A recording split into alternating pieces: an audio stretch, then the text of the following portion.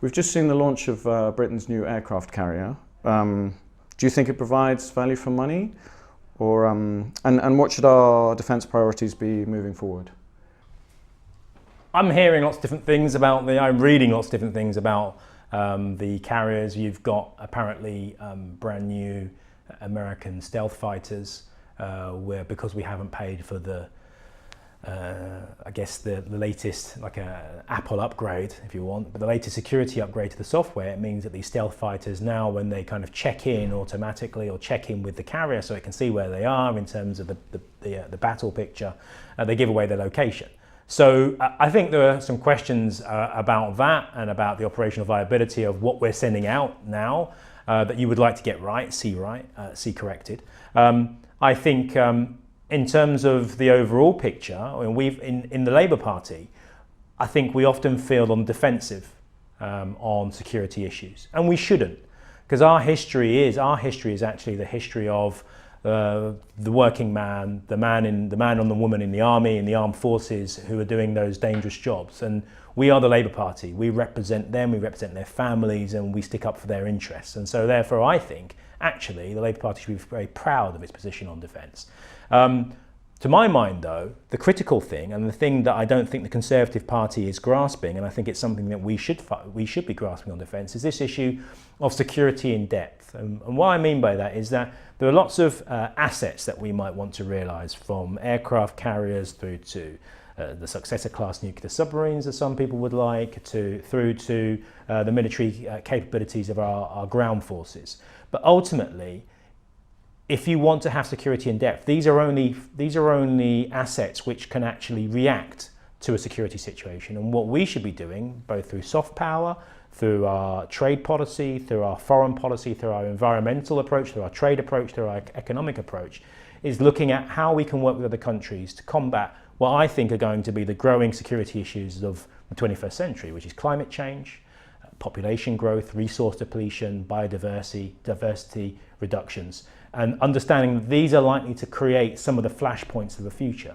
Now, it is possible that the advanced economies working in conjunction with the developing countries could begin to not only combat climate change and biodiversity and population issues, but actually begin to look at what is the security apparatus, what are the international institutions that we need in the 21st century to make sure that we can make the world a safer place. We kind of understand through science what's likely to be happening in the future within certain parameters. How can we take that information, take that evidence, take that knowledge, and make the world a safer place? There are two alternatives to that. One, we can go out and try to make the world a better, safer, fairer place, reducing poverty, saving the environment, protecting biodiversity, increasing recycling, reducing carbon, doing all those things, tackling poverty, bringing education to where ignorance is, tackling the causes of instability, of terror, and actually that, to my mind, is security in depth. Now, if you do that in conjunction with having strong armed forces, then I think you have a kind of comprehensive security approach. Now, at the moment, all I fear is happening, especially from the Conservatives, is all they want to talk about is the knee-jerk military response, reaction. It's about going onto the front foot and how do we work with other people to make sure that we can bring security, not just to our country, because there is no security for just one country or for one region of the world anymore. We're an interconnected global community. And if there is insecurity in one part, there is insecurity in the rest. And once we understand that, then I think we can actually really begin to challenge the big issues of the 21st century, which will potentially undermine our security in this country and across Europe. And I hear you've been talking about fair banking reform. Let us know let us know developments on that and where you feel that's going. Well, I've only just become the co-chair of the APPG, All Party Parliamentary Group on Fair Banking.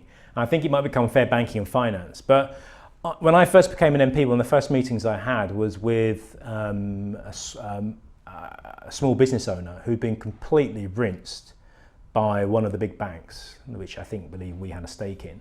And it was something which was part of a national, a kind of national scandal. It's been in the media and so on and so forth. I won't go into too much detail. And from talking to him, I could see after the 2008 crash, it became pretty clear that there were some practices that the banks were engaging in, which to this day haven't been remedied, even though we have a government that has said it has reformed and kind of cleaned up banking in this country.